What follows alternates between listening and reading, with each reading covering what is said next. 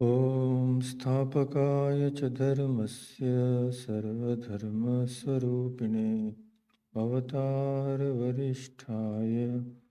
रामकृष्णाय ते नमः.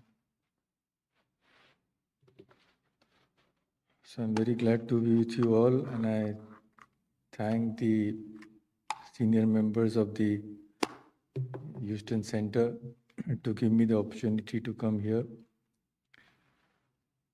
I have spent more than 5 years in Canada now, but I could only recently get the opportunity of visiting the US because I got my visa only a few months ago. So since then I visited quite a few centers, but I'm of course visiting your extremely beautiful center for the first time. So we'll be discussing, as Swapnadi has said, the essence of the Gita according to Swami Vivekananda. So Swami Vivekananda has given a few talks on the Gita, but he could not deal with it. He could not write a detailed commentary. He had so many things to do in his lifetime. So one verse he has told that contains the essence of the Gita, one verse. Before we go to that verse, we will need some background. Otherwise, we cannot understand the significance of why Swamiji has mentioned that one verse as the essence of the Gita. So let us start, and during the 3 talks, we'll discuss the background, and then, of course, the 4th one, we will see why Swami Vivekananda has called that one verse the essence of the Gita and the reasons as he himself gives it. So first, a few words about the Gita. Srimad Bhagavad Gita occurs in the Bhishma Parva of the Mahabharata, and as you know, comprises 18 chapters. So the discourse between Arjuna and Shri Krishna on the battlefield on the eve of the war, which forms the subject matter of the Mahabharata. So this conversation was strung together in 700 verses and put in its place in the body of this great history by Vyasadeva, as you must know. So the central teaching of the Gita, if it is to be said in a very concise way, is the attainment of mukti, attainment of freedom by performing one's duties, one's own swadharma. Arjuna was turning away from this dharma. So Krishna had to teach him the science, the whole gist of the Vedas as the Bhagavad Gita, so that he could attain enlightenment. Gita is ranked among the greatest religious books of the world, as we all know. And in the India, it occupies a position next only to the Upanishads. So there is a well-known verse, you must have heard it. Sarvo Upanishado Gavo Dogdha Gopalanandana Partho Vatsa Sudhir Bhukta Dugdham Gita Mritam Mahat. So the essence of the Vedas is in the Upanishads. And the essence of the Upanishads is in the Gita, this verse says. So all the Upanishads are the cows, and someone has to milk the cows. So the milker is Shri Krishna, and the milk goes to the calf. The calf is Arjuna, and the enjoyers are the wise ones of the fine nectar, the milk, which is the Gita. And Sri Ramakrishna also has said that Gita's words cannot be contradicted. They are as good as the Vedas. Swami Vivekananda goes so far as to say, than the Gita, no better commentary on the Vedas has been written or can be written. So, can be written is very significant. I mean, this is the best which there can be. So he says the Upanishads are hard to understand, seeing that there are so many commentators, each one trying to interpret in his own way. Then God Himself comes, who is the inspirer of the Vedas, to show us their meaning as the preacher of the Gita. And today India wants nothing better, the world wants nothing better than that interpretation, which is the Gita. And also he says the teachings of Krishna as taught by the Gita are the grandest the world has ever known. He who wrote the wonderful poem was one of those rare souls whose lives sent a wave of regeneration through the world. The human race will never again see such a brain as his who told the Gita. The Bhagavad Gita is the best commentary on the Vedanta. So, Swami Vivekananda says the one verse, which is the essence of the Gita, it conveys the message of the Gita in a most succinct form. So he says if one reads that one verse, one gets all the merits of reading the entire Gita. For in this verse lies embedded the whole message of the Gita. So naturally, when Swami Vivekananda says something like that, we are all eager to know what that verse is. But as I said, before we can come to that verse, we have to understand its significance. We will have to understand the mental state of Arjuna. Who is telling, to whom it is being told, that has to be understood with great clarity. So with what attitude Arjuna had come to fight, and you know the setting of the Gita is Kurukshetra, the battlefield. So how there was a transformation in Arjuna, he had come very eager to fight. Why was the transformation? What happened to him? What kind of disease had caught hold of him? And what medicine was given to him by Krishna? So let's go ahead and start. First, we'll have to discuss in detail what Arjuna was going through. So, one side there are the Pandavas, other side are the Kauravas. And as you know, Kurukshetra, they were standing in front, assembled for war. We all know about Duryodhana's jealousy, selfishness, love of power. So just imagine the situation. What are we seeing here? Negotiations had been going on. The Pandavas didn't want a war. They didn't want any killing, any violence. So a lot of appeals were there, meetings were there, demands were there, refusals were there. And even Sri Krishna, in a last attempt, he had also gone as a Shanti Dut. Shanti Dut means messenger of peace. Nothing worked.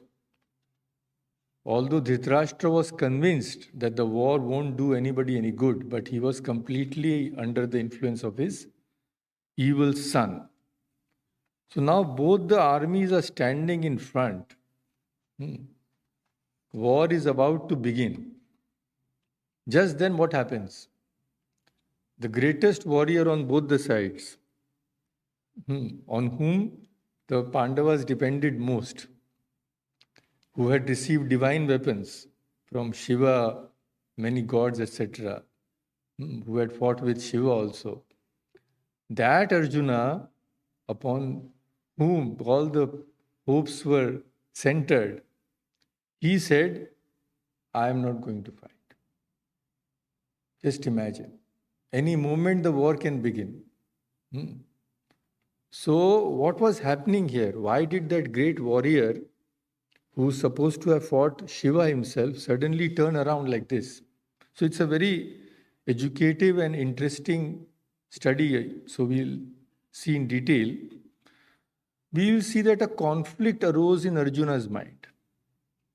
Should I fight at all? Is it proper for me to fight? So we will think, why this conflict? You all have studied the Gita, maybe know about the Indian mythology, about Mahabharata. So we will think that Arjuna was a great devotee. He had also had Vishwarup Darshana. And Shri Krishna said, only you in the world have seen this. Now suddenly, why this conflict arose in Arjuna's mind? There should be no conflict. Such a great devotee. See, there is nothing wrong with conflicts. Each of us faces conflicts at some time or the other in life. Each discriminative mind, when faced with such a tremendous situation, such a great occasion, all the great warriors of the earth are assembled here. Just imagine the consequences of such a fight. What happened, we know. The whole clan, not only of the Kauravas, was wiped out. Most of the Pandavas were also killed, except the 5 brothers. So many kings had come with huge armies. None of them returned alive. A handful of people survived the war. Just terrible consequences, just imagine.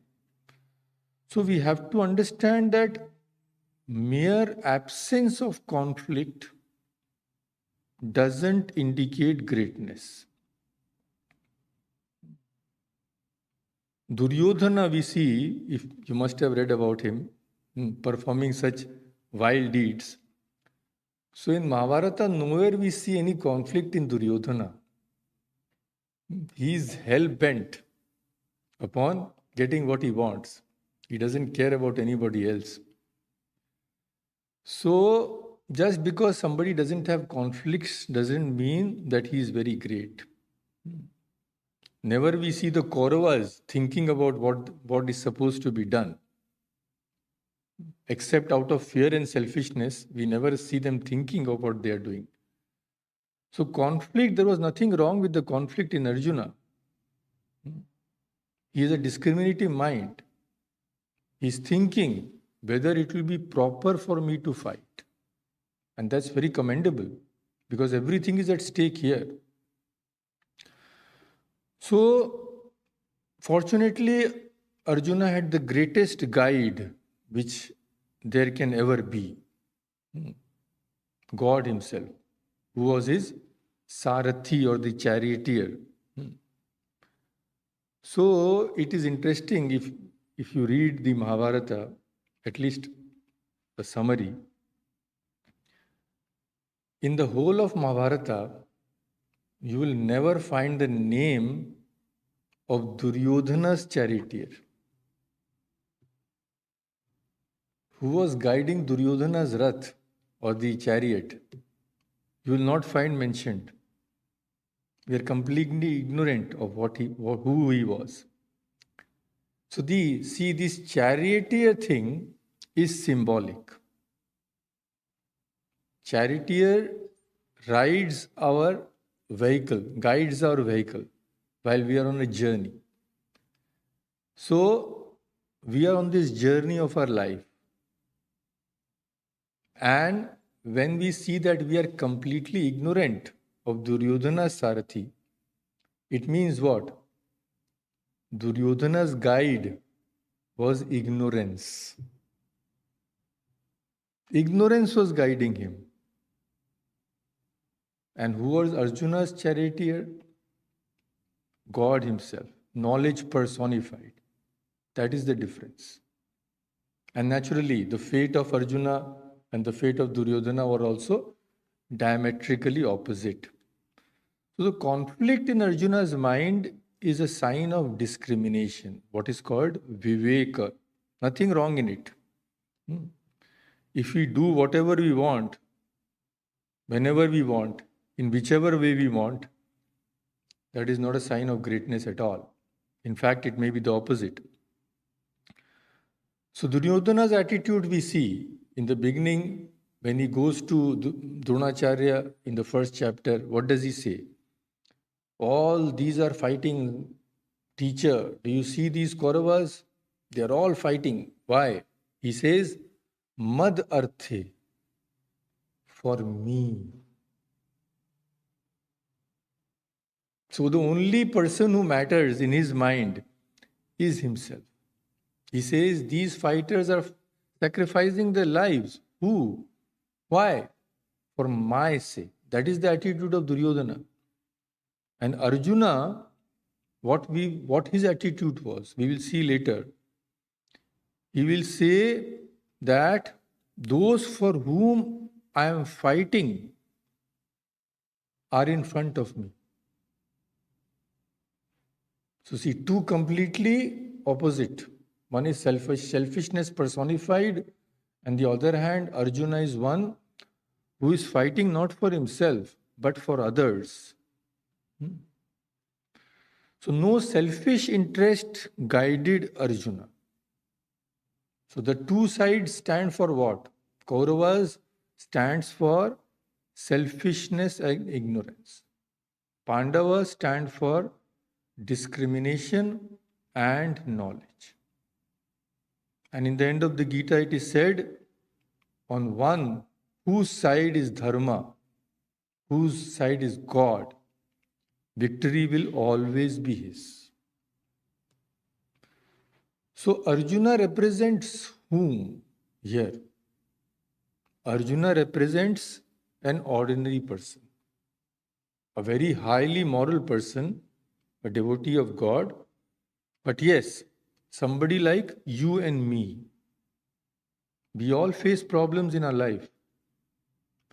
Not the problems which we are so familiar with, that what I will eat today, what I will wear today, not that problem.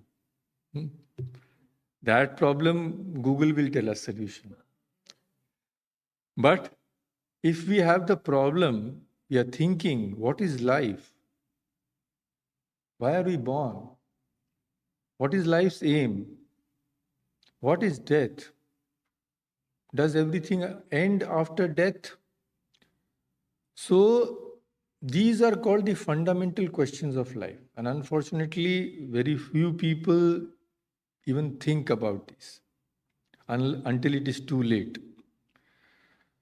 So, all these things, virtue, sin, what is our duty, anyone endowed with discrimination will have these questions sooner or later. And all these doubts have been echoed through Arjuna, so that we can relate to him, that we are not the only ones. In times of crisis, these doubts can arise in the mind of anybody. Conflicts can arise in the mind of anybody. So, human beings cannot be satisfied with only eating, drinking, etc., etc. In the lowest level, cavemen, they may have been, although not completely. But as culture comes, man begins to think. Higher needs arise, spiritual needs.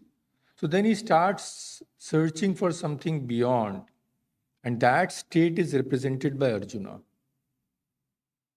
He starts thinking, starts discriminating.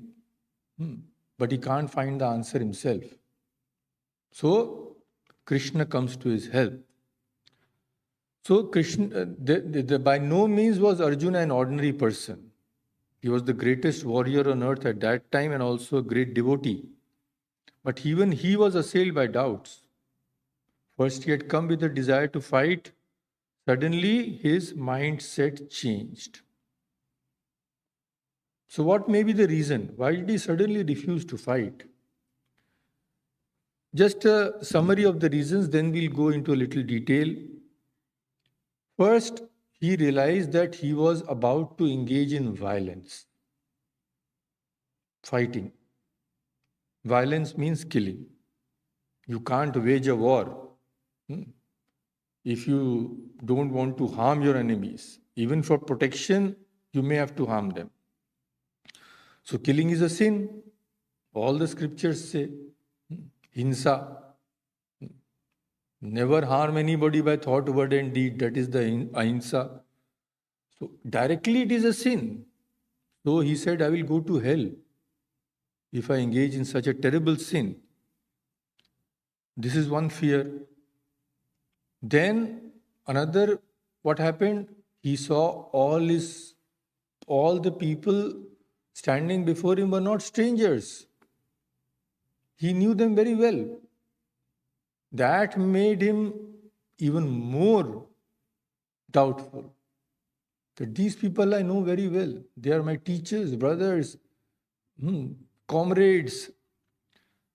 Third reason was, would he really be able to win the war? That may be one reason. Because you may know how big the armies were. It was 11-7. Kauravas had 11 Akshauhini Sena. One Akshauhini is 218,700 warriors. So Kauravas had 11 Akshauhini army and Pandavas had only 7. So he may have thought, can we really win this war? And all the great stalwarts were on the Kaurava side. Bhishma, he was undefeatable. Nobody in the world could defeat him. Dronacharya, he was another very great warrior. Kripacharya. So he may have thought, can we really win this war? So these three feelings, how they cropped up in Arjuna's mind, we will see. So he said, because of these feelings, at one point he said, no, I am not going to fight. I am going to the jungle and I'll beg my food. But Krishna knew that is the role of the teachers. We may not know what is going on inside, but the teachers know. So Krishna was all-knowing. But one thing we should understand, Arjuna was not a hypocrite. He did not tell something and keep something else in his mind. When person does that, there is no question of any morality or any spirituality. No. The problem was, he did not know his own mind at that moment. The occasion was such a huge one. Poor man was confused. His feelings were overpowering him. It was not that he was feeling something else and showing something. No, not at all. So Arjuna was genuinely confused. He was sincere, but at this occasion he did not know what he should do. He was uncognizant of his own motives. Now, what did Arjuna forget in that moment when he said, this will involve killing? I cannot kill. I don't want to go to hell.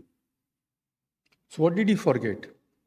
He forgot that no karma in the world, no activity in the world can be totally free from evil. Anything we do produces good on one hand, but also produces evil somewhere else. So this in itself is a very big topic. We won't go into detail, but this has been said in the Gita, and Swami Vivekananda and all other saints have also said the same thing. Light, like smoke, always accompanies fire. Similarly, with each activity, there is a positive side as well as negative side. We cannot get out of that. So this is the one thing Arjuna forgot. Violence is associated with every activity we do, although we don't see it on the surface.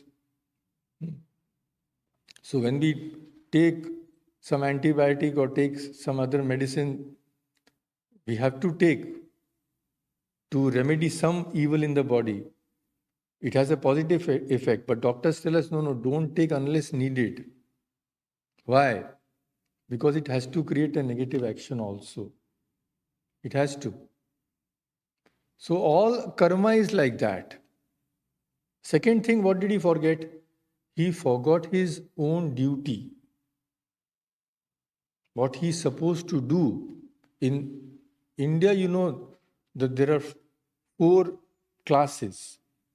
One is the highest is the Brahmana, Kshatriya, Vaishya and Shudra. So all the duties are assigned. Brahmana, what will be his duty? He will only study and teach, gaining knowledge and giving knowledge. Kshatriya, what will he do? Suppose someone attacks your country, the Brahmana's knowledge will not save you then. Nobody will understand his words. So you need somebody to answer in the same coin. You need somebody to protect your nation, protect the people. That was the duty of the Kshatriya. And Arjuna was a Kshatriya. So he forgot his duty. It was his duty to fight for a just cause. And Krishna knew what is happening in Arjuna's mind. He is forgetting all these basic truths. So he had to save Arjuna. He knew that if Arjuna decided to go in a jungle and beg his food, what would happen? He would be giving up his duty on one hand. On the other hand, he would be taking a mode of life for which he was not fit. So on both sides, he would be gone. He had to prevent that. So we have to understand what the word swadharma means. Swa means own. And dharma, we all know. Dharma has so many connotations that it requires a full discussion by itself. So here in this context, it will mean duty. So swadharma means one's own religion or duty. Dharma is also translated as religion. We should not think that one's own religion here means Hinduism, Christianity, etc., etc. Here it means our likings and tendencies depending upon our own impressions. Where will it lead us to? If a person, often it happens, a father is a doctor, his son wants to be an engineer, but father forces him, no, I am a doctor, you have to be a doctor. And I personally have heard of such persons who ruined the lives of their sons or daughters by this attitude. So here what is happening? You are not letting your offspring follow his own inclinations. So what will happen? If you force him to do something, he will not do it with his whole mind. That is gone. And he may have excelled in some other thing. That also you stopped. So you left him with nothing. Same thing would have happened to Arjuna if he had followed his own tendency, own whim we can say. So here swadharma means the path which has been chalked out for us in our life. The path of least resistance, we can say. The path which is best suited for us to progress towards God. So we may not know what is the path. That is why a teacher is necessary. We may think we are fit for something. You may know that the great Indian freedom fighter Netaji Subhash Chandra Bose, he wanted to become a monk of the Ramakrishna order. Swami Brahmananda, you must be knowing, disciple of Sri Ramakrishna, first president of the Ramakrishna order. He was then in Varanasi. So Netaji went to him and told, I want to become a monk. Brahmananji said, no, your path is different. So those were very great people. Just by a glance, they could make out what are your tendencies. So Raja Maharaj, as Brahmananji is called, he must have, most probably he saved Netaji. And because of his advice, Netaji went back to what he was doing and contributed so much later to India's struggle for freedom. So when we follow the path which our sanskaras have chalked out for us already, obstacles will be less. we'll be able to go ahead with great rapidity. But as I said, we may not know, and our likes and dislikes change very fast sometimes. Like Swami Vivekananda said that when he was young, in those times, there were horse carriages, not so many cars and all that. I don't know if there were cars at all, maybe anyway. So horse carriages, the driver who drives those horse carriages, they have a very gay appearance, they have colorful clothes and all that. So at one time, Swami Vivekananda said that he had wanted to be such a driver. So these change. Of course, those are childhood fantasies, they change in every person, but even at a later stage of life, we may change. There is a scope for change. There is no problem. But we cannot do what will place the greatest obstacles in our life. If we do that, we'll be failures. And Sri Krishna knew that Arjuna was going to do something like that. So these things takes time. We all know. The mind evolves. Thinking, cogitation, slowly the ideas become clear. But here what we are seeing, in Arjuna's case what we are seeing, at one moment, he is telling Sri Krishna, take my chariot in the midst of the armies. Within 5 or 10 minutes maybe, he says, I don't want to fight. So when a person will evolve, when Swami Vivekananda was a child, he wanted to be a carriage driver. But slowly he became older. Then he laughed at that idea. So it evolved. Simply, suddenly, it did not make a turn around. That cannot happen. Evolution takes place slowly. But here what we are seeing, Arjuna is suddenly turning 180 degrees, as it were. One moment we will see all that. One moment he is so eager to fight. Next moment he says, no, I don't want to fight. So if something changes so suddenly, then we should remember that something is wrong. Something is not right. So Arjuna was taken aback. He suddenly realized the enormity of the situation.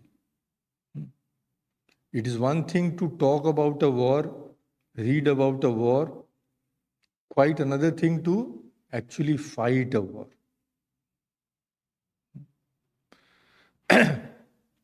So Arjuna what he was trying to do here when he refused to fight, what was he trying to do? He was trying to avoid confronting a very difficult situation, which was causing a havoc in his mind. No. This cannot be done. Let me escape. Let me go to a forest. So this running away, escaping, is no solution. Why is suicide condemned in our scriptures? And also, of course, it is unlawful. Why? Because it is something like that. It is trying to escape. I can't bear it. Let me take the shortcut out. But our scriptures say that is not the solution. If you are meant to face that, you will have to face it today or tomorrow. Even in next life, maybe. So facing a situation bravely is the only option we have. And you must remember the incident in Swami Vivekananda's life. So he was in Varanasi at that time. I don't know if you have gone to Varanasi and Vrindavan. Even in those times, and now of course it has become such a menace. Thousands of monkeys. There are many more monkeys than animals, than human beings. So They are roaming about the streets everywhere. I mean, terrible menace it has become. And it was there also in Swami Vivekananda's time. So once Swami Vivekananda was going on his path, Parivrajika, he was wandering. And suddenly, for no reason, a group of monkeys, suddenly it got into their mind, they will not let him proceed. And they all came and stood in front of him. So there was a whole horde of monkeys. And they are very ferocious creatures. Big, big brutes. So Swami Vivekananda said, what to do? Now he has to run to save his life. So he started running. But how can you run from these creatures? So when a monk was standing at a distance, he saw Swamiji running. He said, wait, don't run. Turn around and face them. So Swamiji immediately turned around and he also must have adopted a belligerent attitude.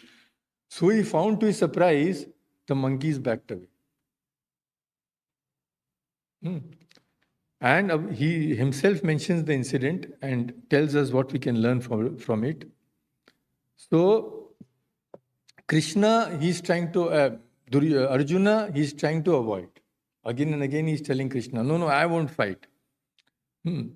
But Krishna will not listen. He knows what is going on. You may go tell anything, but I know what is good for you. So he would not listen to Arjuna. Again and again he told the same thing. Yuddhasva, you have to fight. You may find it difficult, but for your own good, for the good of the society, for the good of the country, you will have to engage yourself in this battle. So now let us go to the battlefield, Kurukshetra. Let us visit, let us in our mind try to imagine what is going on there. So I will quote from Swami Nikhilananda's introduction to the Gita. He describes it wonderfully. It was indeed a wondrous sight. The two armies, huge armies, standing in front of each other. The best of India's manhood was there. Banners of various hues waved in the wind, all that flags and all. The garments of the combatants were colorful and variegated. The sound of conches and drums was like a tempest, sweeping over the forests or a tidal wave in the ocean. The trumpeting of elephants, the neighing of horses, the blare of trumpets and the clash of cymbals created a tumult too great for the human ears.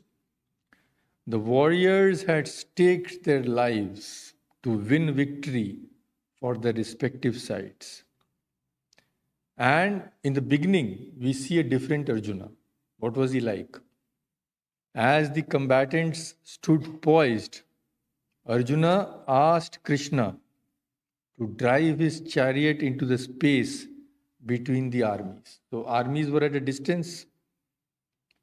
Arjuna said, Krishna, take me in between. Why? We will see. So I will chant those verses of the Gita, and if you could repeat, it would be nice so that those words will enter our hearts. So I will chant half by half, slowly. Most of you may have heard of these verses. So first, what did he say? Senayor ubhayor madhye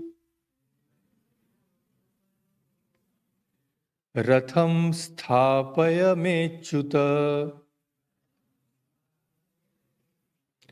So ubhayo senayo, in between the both armies, achyuta means Krishna. Take my ratha in between, take my chariot in between the armies. Why? So again I will chant. Yavad etan niriksheham. Etan niriksh. Yodhu kaman avasthitan. Yodhu kaman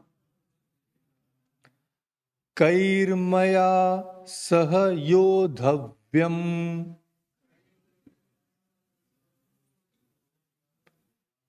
asmin rana samudyame. So why does he ask Krishna to take? Yavat etan nirikshe aham. Aham means I. Niriksha means I want to see. You take me because I want to see. What? Yodhu kaman avasthitan. Avasthitan means those who are there, standing. Why? Yodhu kaman. Kama is desire. And yuddha we all know. I want to see who are standing beside, in front of me, desiring to fight. He says the same thing next. Kair maya saha yodhavyam. Who wants to fight me? Rana samudyame. Here in this battle, I want to see who wants to fight me. Then, next verse, what he says? Yotsamanan aveksheham. Yotsamanan aveksh. Ya etetra samagataha. Tetra sama. Dhartarashtrasya durbuddhe. Trasya durbuddhe. Yuddhe priyachikirshavaha. Priyachikir. So I want to observe those who are gathered here to fight. Why are they gathered here on the Kauravas side? Durbuddhe. Durbuddhi means one whose buddhi, brain is faulty, mind is faulty. Who is that? Duryodhana. So he says, this Durbuddhi Duryodhana is instigating everybody to fight. And there are many who are trying to please him. Everybody tries to please the person in power. We know what is happening everywhere. So, I want to see who are there who are supporting this evil Duryodhana. And they are trying to fight me. He knows his strength. He knows his prowess. So here you see his determination. Just see what is happening here. In the beginning, this is the condition of Arjuna's mind. Everything is positive. He's even telling who I want to see who dares fight me. So he is all enthusiasm for this fight. So why did he say like that? We have seen the language, forceful language, no sign of weakness anywhere.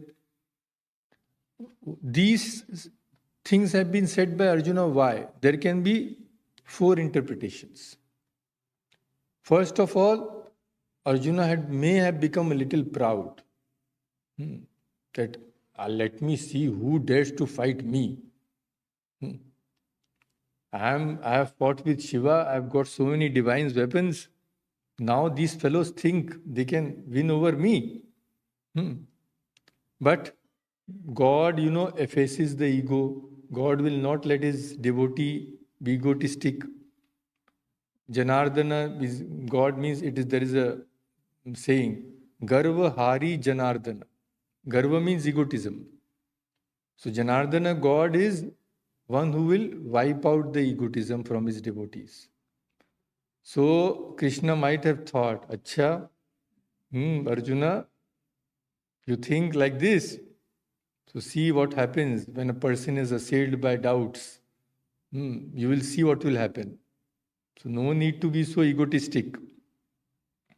Or second reason, maybe Arjuna had become afraid. Seeing what had happened was, just earlier, the Kauravas had blown their conches. There was a big sound created and all that. Then in answer, Krishna blew his conch, then all the Pandavas blew their conches. Panchajanyam Rishikesha Devadattam Dhananjaya. So, Panchajanya was the name of the conch of Krishna. The name of the conch of Arjuna was Devadatta. Poundam Dadma Mahashankam Bhima Karma Vrikodara. So, Bhima also blew his conch. Yudhishthira also blew his conch. So, when they blew, there was such a terrible sound created that it was enough to give a heart attack to even the bravest warriors. But in the Gita, it is said that even with that sound, the Kauravas did not back down.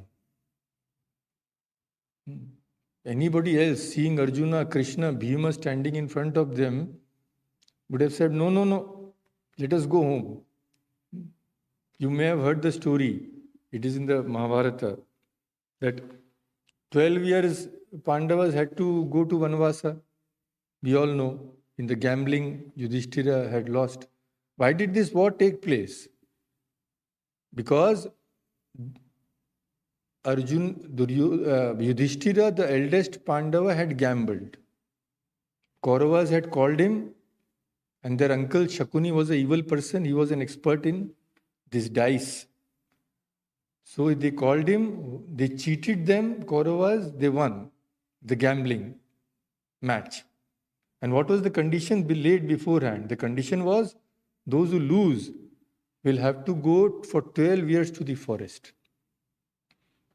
So Duryodhana thought by 12 years they will die there. So nobody will be available to take my kingdom. So 12 years, not only Vanavasa, forest, but 1 year after that, they will have to remain incognito. Means, if Kauravas succeed in finding them, that Pandavas are here, they will again have to go to Vanavasa, 12 years. So, Pandavas completed everything, 12 years and 1 year also incognito. Then they told, now we have completed everything, give us our kingdom now. Last of all, they said, give only 5 villages. That is all we want. We don't want war. Don't give half the kingdom. Give us 5 villages. Then also Duryodhana did not agree. He said, no, you have to fight. So this was why Arjuna was standing. So what I was saying is, when Pandavas blew their conches, a similar situation is there in the Mahabharata. When the Pandavas were incognito, they were thinking of the ways and means. Kauravas have spies everywhere, so how to hide? So they went to a king. I forgot the king name. Virat. So they entered his employment. Bhim became the cook. Arjuna became the teacher of his daughter, teaching dancing and all that. Yudhishthira became the king's friend like that. So there one incident happened. What? Duryodhana stole the cows of Virat. He was always going for all these things, you see, stealing, creating problem. So he stole the cows of Virat. Virat had a son. Uttama, I think his name was. No, Uttara was the daughter. Son was, I think, Uttama. So he told Uttama, go and bring back my cows. You are this prince, it is your duty. So who will go, who will ride the chariot? Arjuna knew everything. So Arjuna said, I will ride the chariot. So Arjuna was riding the chariot with him. So Uttama was, let me go, see how to bring back the cows. When he went there, he saw the whole army of the Kauravas. Duryodhana, of course, was there. All had come. Bhishma, Pitama, Dronacharya, everybody had come. So as soon as he saw them, he got down from his chariot and ran. Arjuna was telling, hey, where are you going? Are you mad?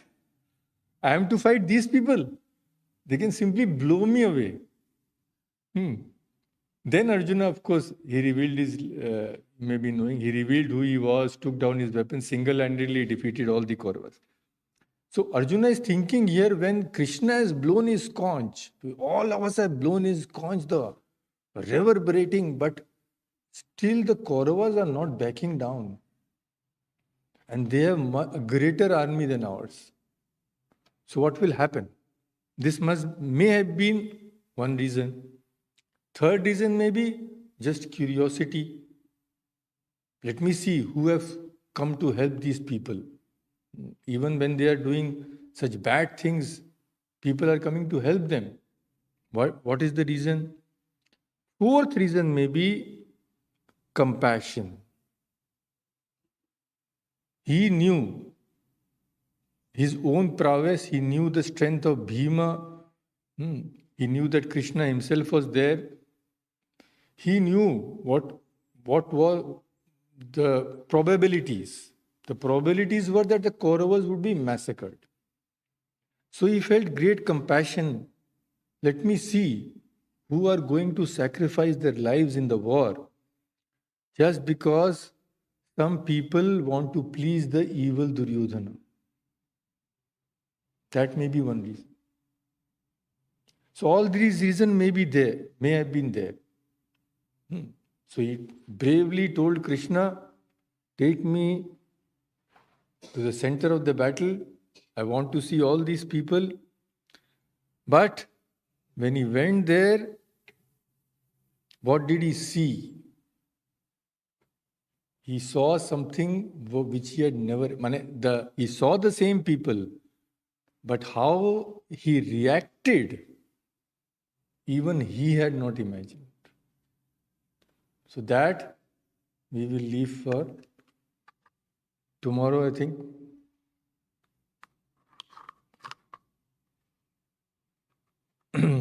So, in conclusion, I will chant what is called the pranam mantra, that is the salutation mantra of Krishna, because we have studied the Gita. In the beginning, we chanted the pranam mantra of Sri Ramakrishna, as you very well know. So this is the pranam mantra of Krishna. What does it mean?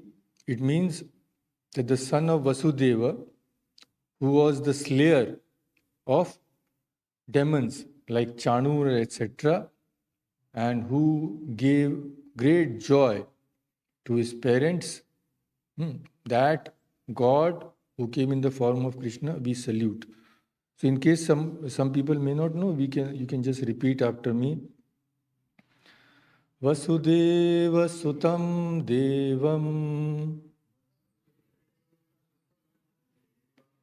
Kansa Chanuramardanam Devaki Paramanandam Krishnam Vande Jagadgurum.